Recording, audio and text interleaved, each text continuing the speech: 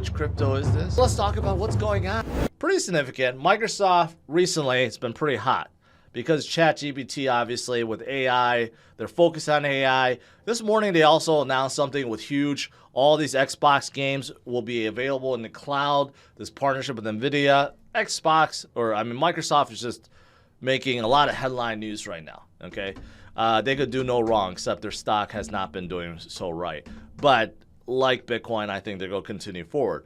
But here's the thing. They partnered up with ANKR to offer enterprise node services. And that is what ANKR is really all about. Really providing nodes or RCP service points to the masses, right? But partnering with Microsoft is interesting because this is specifically created for enterprises, for other people that want to get involved with blockchain and maybe creating their own projects, Web 3.0 games. You know, the possibility is endless, right? And maybe, who knows? Maybe Microsoft is going to make it so that you can come out with your own ChatGPT node. You know, who knows? The possibility of this is endless. But it's a big partnership, I believe, especially for ANKR because they're a relatively small project. They have been kind of like, you know, they used to be like a staking project, but they have really expanded beyond that. They really call themselves a Web 3.0 infrastructure project, right? Because they do offer many Web 3.0 things. For example, they do have something called App Change, which allows projects to basically come out with their own blockchain really quickly and offer their own tokens and have validators and stuff like that really, really quickly. It's very new. It's very new because they only have like 2 apps on there right now, right? But this is what they're about. Basically getting people involved with Web 3.0, right? And they are basically the node provider. What they're really known for is their RPC service. Now, before, they would just rent out basically hosting space for you to run their nodes. But now it's different. Like you're basically renting a node from ANKR, but that ANKR node can talk to various number of blockchains out there. In fact, 27 of them. And you get to do remote calls to them and gather information. It's almost like a chain link built in to their node service. Sort of in a very layman's way of explaining it.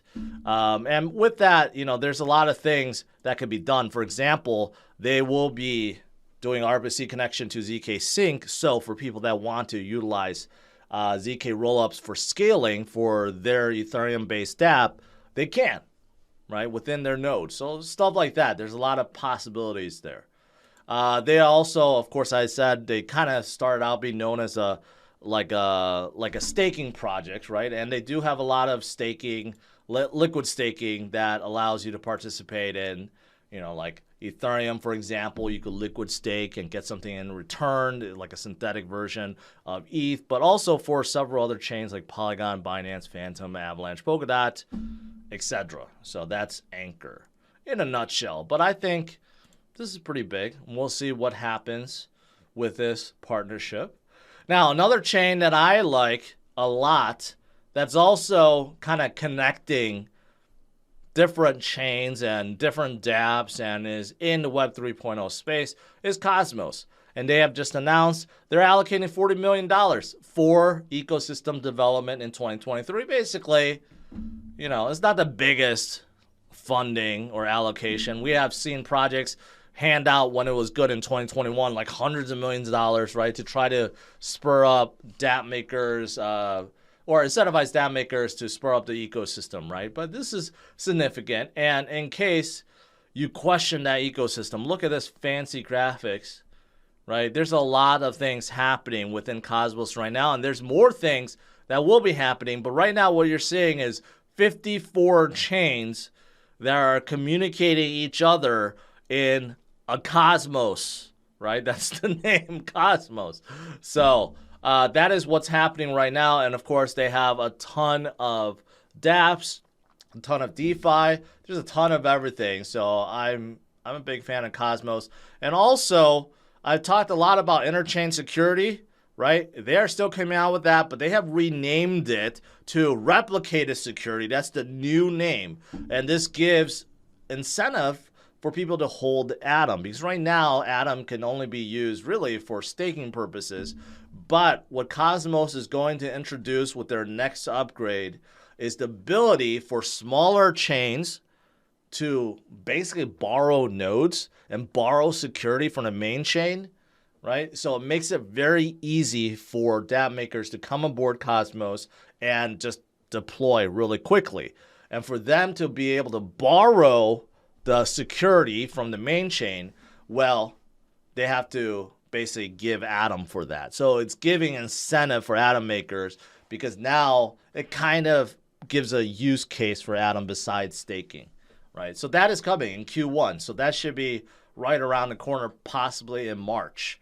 So they call it replicated security. Before, they used to call it interchain security. Regardless, it's a new function. Rather than try to just introduce a burn, because most projects, when they don't know what to do, they just introduce burning and say, okay, yeah, let's call it a day. No, this is actually giving, this is a new use case for the token. So that's fantastic. Tezos, you know what? They just got a big endorsement from Google Cloud, because Google Cloud is going to become a validator, right? Interesting. And Google Cloud is going to allow anyone to deploy a Tezos node if they wanted to, right? So we hear a lot about this. Google Cloud does this a lot.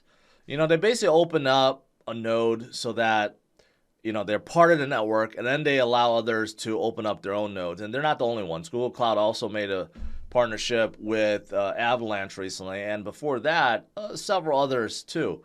So, Google Cloud is trying to prepare themselves for the future, trying to get involved and probably learn a thing or two from some of these guys, right? Makes sense.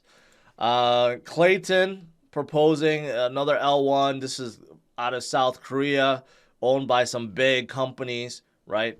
They're proposing to burn like nearly half of their token supply held by the team. So that's pretty interesting.